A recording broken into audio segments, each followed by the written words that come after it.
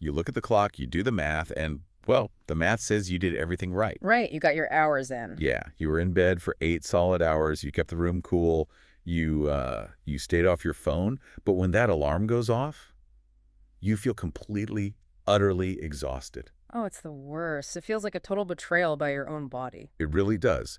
Your limbs are heavy, your brain is in a fog, and it basically feels like you just ran a marathon in your sleep. You put in the time, but you just didn't get the rest.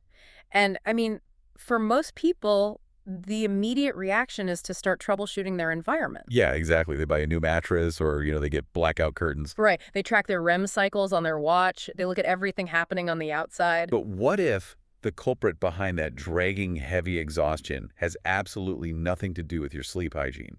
Which is a wild thought for most of us. It is. What if the reason you wake up feeling like you worked a graveyard shift is because, internally, part of you actually did? And that is exactly the perspective shift we are looking at today. Because we are so conditioned to separate our bodily functions into these neat little categories. Right, sleep is for the brain. Eating is for the stomach. Exactly. But the reality is far more entangled than that. We completely overlook the massive energy-draining metabolic engine that's running inside us while we're supposedly resting. Which is exactly why we are jumping into today's deep dive. Yeah. We are looking at some very specific excerpts from a source titled The Circadian Rhythm of Vital Digestion. Yes, specifically episode 31 from a broader series called Mission 180. Right. And our goal today is to pull back the curtain on your biological clock and your digestive system.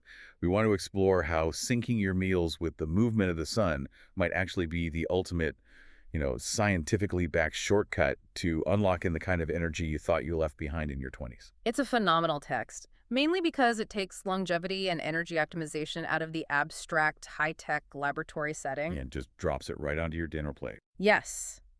It forces us to look at the daily, mundane choices we make. Okay, let's unpack this.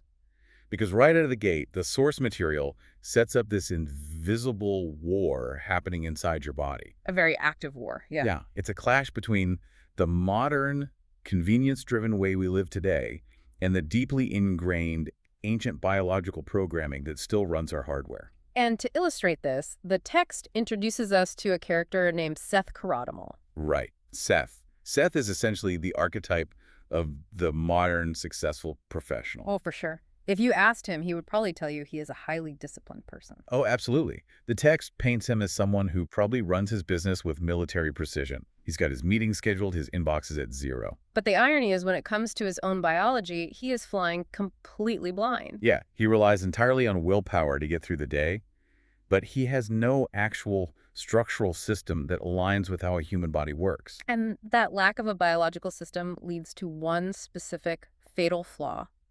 It's a flaw that is, honestly, shockingly common in our modern culture. The 11:00 p.m. dinner. Exactly. Seth habitually eats a heavy dinner at 11:00 p.m. 11:00 p.m. I was reading this section and just trying to visualize the sheer mechanical stress of that decision because, we've all done it. Of course we have. You work late, you commute home. Maybe you order takeout, and suddenly you're eating a massive meal right before your head hits the pillow. And I started thinking about it like a high-performance computer. Oh, I like that. How so? Well, imagine you have this incredibly complex, expensive computer. All day, it's crunching numbers, it's running heavy software, doing exactly what it's supposed to do. Right. Then midnight rolls around, you tell the computer to power down, you put it in sleep mode. But right at the exact second the screen goes black, you force it to download and install a massive system-heavy operating system update. Oh, wow. And the screen is dark, so from the outside, the user just assumes the machine is resting. Yes. You look at the dark monitor and think, great, it's off. But if you put your ear to the tower, the internal fans are absolutely screaming. The processor is maxed out at 100%. Exactly. The motherboard is overheating. The entire system is grinding away, desperately trying to process this gigantic influx of data when it was supposed to be running its basic background maintenance and, cooling down. It is essentially tearing itself apart from the inside. Right. I think that is a highly accurate way to visualize it because it maps perfectly onto the physiological reality the source describes. When Seth drops a heavy meal into his stomach at 11:00 p.m., his internal environment is entirely unequipped to receive it. And this is where the text introduces that ancient concept, right? Yes, a concept called Jatharani, which translates roughly to the digestive fire. I just love how visceral that is, the digestive fire. It is visceral, but it's also biologically precise. If we translate that ancient concept into modern endocrinology, that fire represents the robust secretion of gastric juices. The release of insulin from the pancreas. Exactly, and the mechanical muscular churning of the stomach and intestines. Now, the source explicitly states that by 11:00 p.m., this digestive fire has quieted down. It is practically extinguished. Because the sun went down hours ago. Precisely. Your biological clock, specifically the suprachiasmatic nucleus in your brain, responds to the lack of light. So as darkness falls, your brain starts pumping out melatonin to prepare you for sleep. Right. And what we often forget is that melatonin and insulin have an inverse relationship. Oh, interesting. Yeah. So when melatonin goes up, your pancreas essentially goes to sleep. It stops producing the insulin needed to process food efficiently. Your stomach motility slows to a crawl. Wow. So the biological signal has been sent, the time for active processing is over, and the time for cellular repair has begun. Exactly. So the computer's processor is practically turned off. Yeah. And then Seth drops a massive steak and a plate of potatoes right into that dormant system. Yes. What actually happens to the food then? Because the source doesn't sugarcoat the biological consequence here. No, it is incredibly blunt. The source states that the food doesn't digest, it rots. It rots. That is a heavy, really uncomfortable word to associate with your own stomach. It is uncomfortable, but it is mechanically what is happening. Because that digestive fire, the enzymes, the acid, the muscular churning is turned off. So the food just sits there. It just sits there in a 98.6-degree, dark, damp pouch.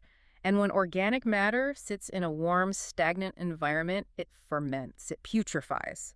The bacteria in your gut microbiome begin to break down the food improperly. And according to the text, this rotting process produces toxins. Endotoxins specifically. And this is where we bridge the gap between digestion and that profound morning exhaustion. Because of the toxins. Yes. When these toxins are produced by the fermenting food, they begin to seep into your bloodstream.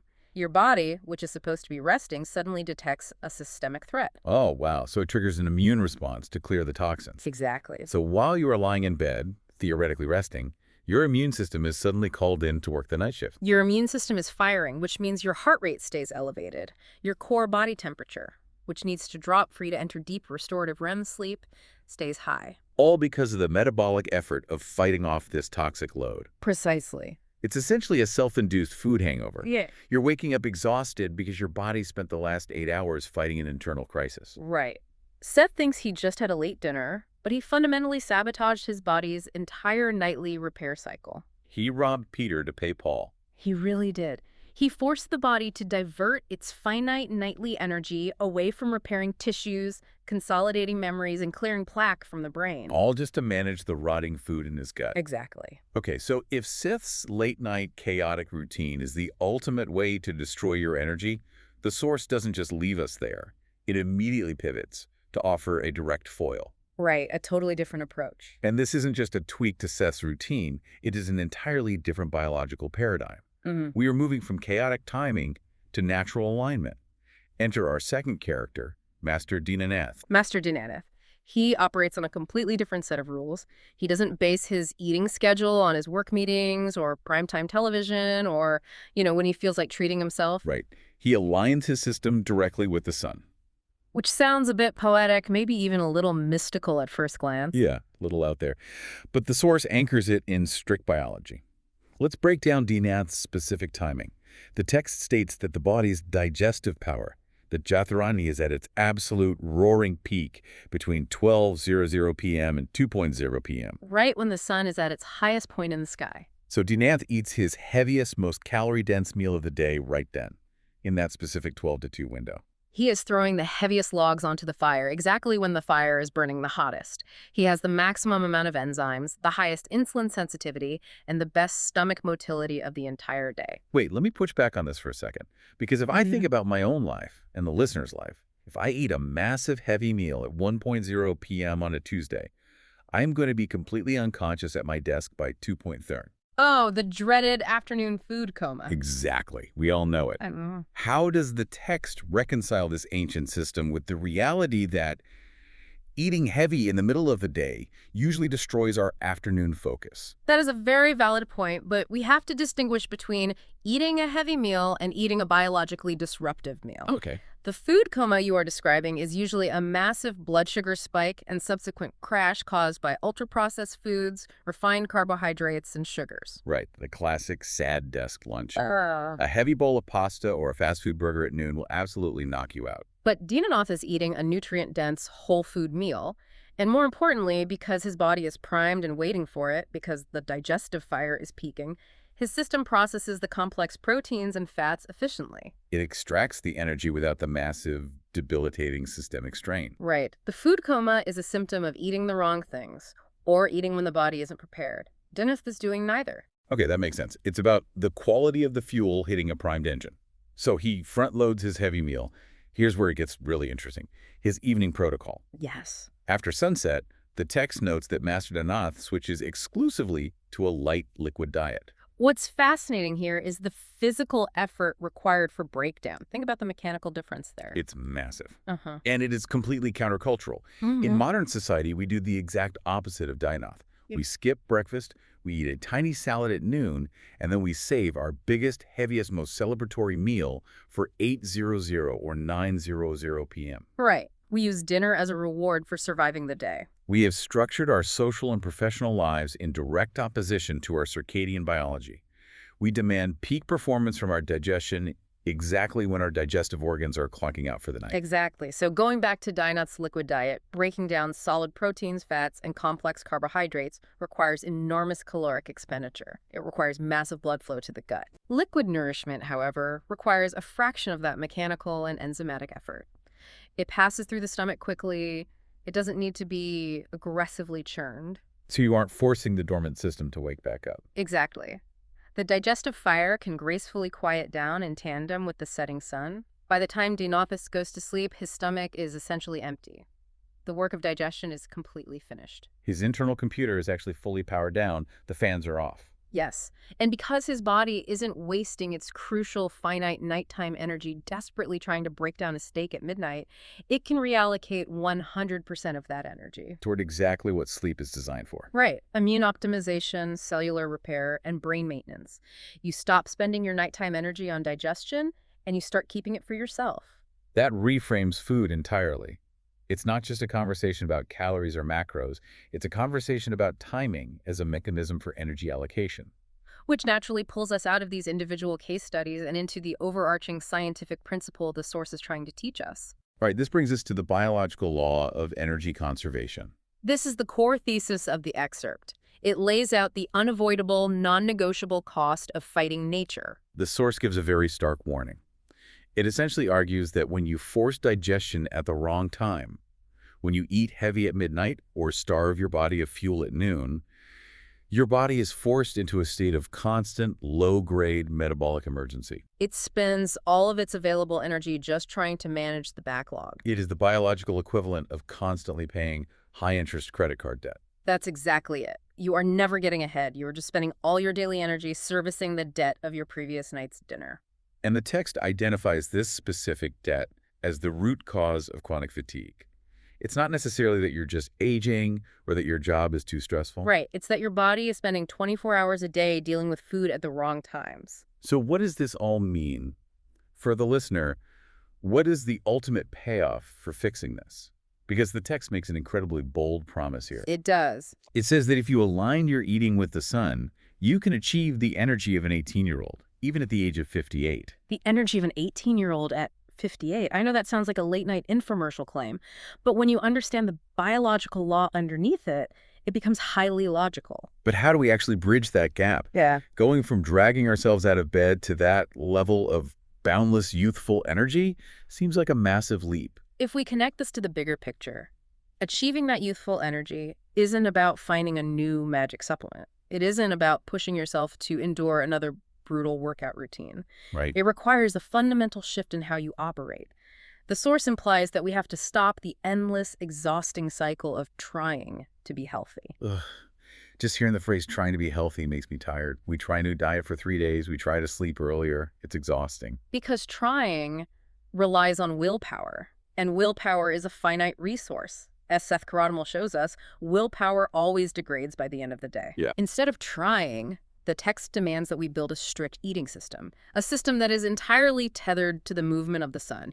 You completely remove the decision-making process. You essentially outsource your discipline to the solar system. That is exactly it. The sun is high, you eat your heavy meal. The sun is down, you switch to liquids. There is no debating with yourself at 10:00 p.m. over an open refrigerator. You just follow the environmental cue. And when you do that, when you stop fighting the current and start swimming with your circadian rhythm, you free up massive amounts of biological energy. So the text is saying that 18-year-old energy isn't something you have to go out and acquire. No, it is the natural energy you already possess. You are just currently squandering it on improper digestion. Wow. Once you remove the massive toxic burden of nighttime digestion, that youthful energy naturally bubbles back up to the surface. It was always there. It was just buried under a mountain of systemic exhaustion and misallocated resources. It's a completely transformative way to view the human body. It's not a machine you force into submission. It's an ecosystem you have to sync with. Beautifully put. Let's bring all of this together.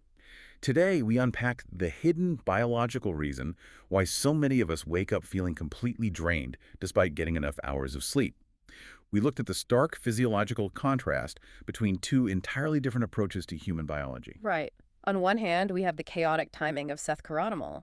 His undisciplined 11:00 p.m. dinners force his body to work overtime while he sleeps, His digestive fire is out, causing the food to literally rot and ferment in his stomach. which produces toxins that trigger an immune response, keep his core temperature high, and drain his energy before his alarm even goes off. He's fighting an internal war every single night.